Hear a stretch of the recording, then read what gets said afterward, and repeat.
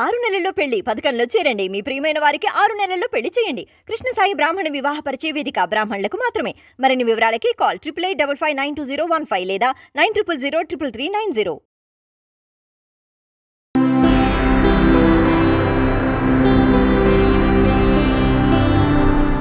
వీక్షకులందరికీ నమస్కారం.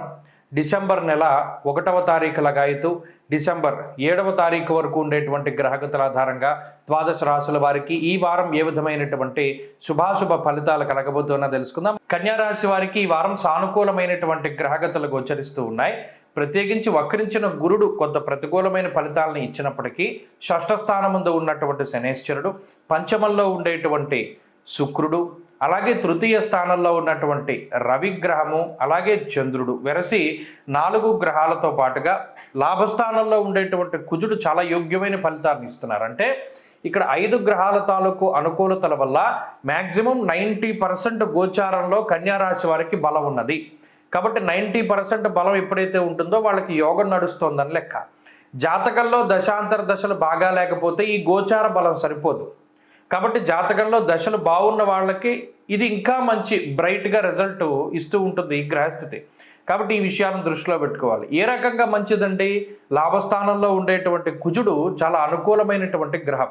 అంటే శత్రు విజయానికైనా, శత్రువులపై పూర్తి స్థాయిలో విజయానికైనా, ఆర్థిక లాభానికైనా, ఆరోగ్య లాభానికైనా, పదవీ లాభానికైనా, ఏదైనా ఒక క్రియాశీలకమైనటువంటి పదవి కోసం ప్రయత్నం చేస్తూ ఉన్నా, లేదా కోర్టు కేసుల నుండి బయటపడాలన్నా వీటన్నిటికీ కూడా కుజుడు చాలా ఉపయోగకారి.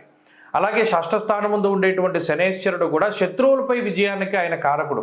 ఇక్కడ శత్రువు అనేటువంటి వాళ్ళు అంతర్గత శత్రువులా, లేకపోతే రోగమా, లేకపోతేనేమో బహిర్గతమైనటువంటి శత్రువులా, ఇవన్నీ పక్కన పెడితే ఏ విధమైన ప్రతికూలత ఉన్నది కన్యారాశి వారికి అంటే అనారోగ్య సమస్యలు ఉన్నాయి, అప్పుల బాధలు ఉన్నాయి, లేదా రాజకీయ ప్రత్యర్థులు ఉన్నారు, లేదా కుటుంబ పరంగా ప్రత్యర్థులు ఉన్నారు, లేదు మీ శత్రువులు ఉన్నారు, వారు మీ కుటుంబ సభ్యులు అయి ఉండొచ్చు. ఇలా ఎవరి మీదైనా సరే విజయాన్ని సాధించడానికి ఈ గ్రహస్థితి ప్రత్యేకమైనటువంటి ఫలితాన్ని ఇస్తుంది. ఆత్మవిశ్వాసానికి కారణమవుతుంది.